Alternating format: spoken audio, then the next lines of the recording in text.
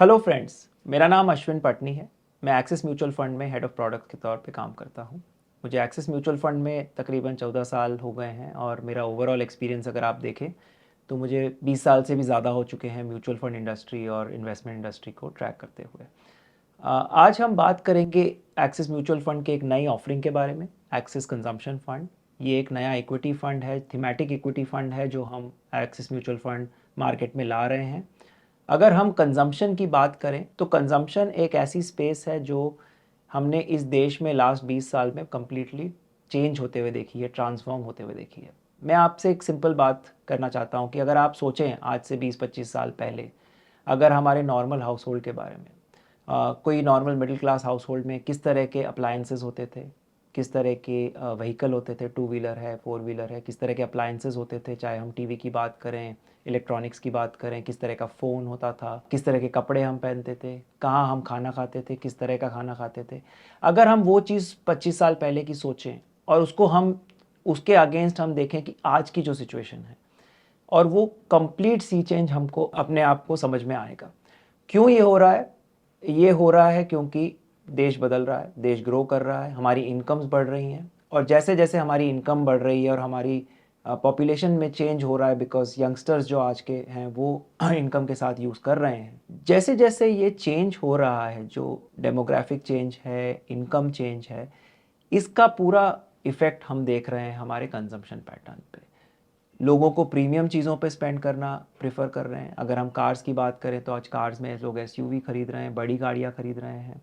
अगर हम अप्लायंसेस की बात करें तो लोग प्रीमियम अप्लायंसेस खरीद रहे हैं, स्मार्टफोन है, अगर आप इलेक्ट्रॉनिक्स देखें, एसी देखें, अगर आप घर के दूसरे अप्लायंसेस देखें, अगर हम अपने कपड़ों के बारे में बात करें तो फैशन, ब्रांड कॉन्शियसनेस ज़्यादा हो रही है।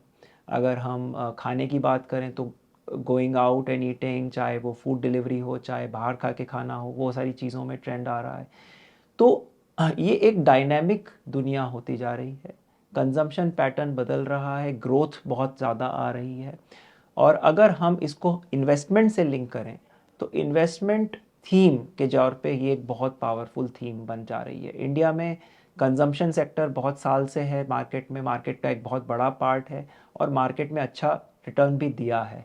लेकिन अब इस सेक्टर में जो हम ट्रांसफॉर्मेशन देख रहे हैं वो ये देख रहे हैं कि एक नई नई सेट ऑफ कंपनियां आ रही हैं, पुरानी कंपनियां इनोवेशन कर रही हैं, क्योंकि कंजम्पशन बिहेवियर, लोगों का, कंज्यूमर का बिहेवियर जो बदल रहा है उसके हिसाब से लोग अपनी ऑफरिंग्स को भी चेंज कर रहे हैं।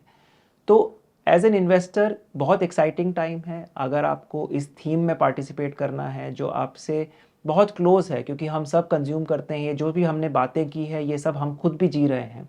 तो इस चीज़ का हमको अगर बेनिफिट भी लेना है तो इसमें हम इन्वेस्ट करके इसमें बेनिफिट ले सकते हैं।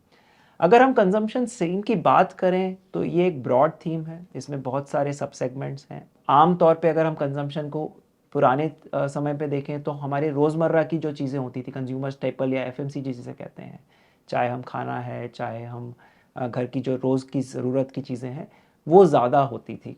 एलोकेशन वाइज एफएमसीजी स्टेपल्स ज़्यादा होता था। अब जो है कंजम्पशन पैटर्न वो दूसरे सेगमेंट्स भी काफ़ी बढ़ रहे हैं, चाहे वो डिस्क्रिशनरी कंजम्पशन है, चाहे वो इलेक्ट्रॉनिक्स है, ऑटोज़ हैं, कार हैं, सर्विसेज हैं जिसमें हम फूड डिलीवरी या शॉपिंग या ई कॉमर्स या इस तरह की सर्विसेज हैं, ट्रैवल है, फ़्लाइट्स, हॉलीडेज़, होटल्स में हम खर्चा करते हैं, घर खरीद रहे हैं, रियल एस्टेट। तो एक बहुत ब्रॉड स्पेक्ट्रम ऑफ सेक्टर्स या सब सेक्टर्स जिसे हम कहते हैं इस थीम का पार्ट बन सकते हैं।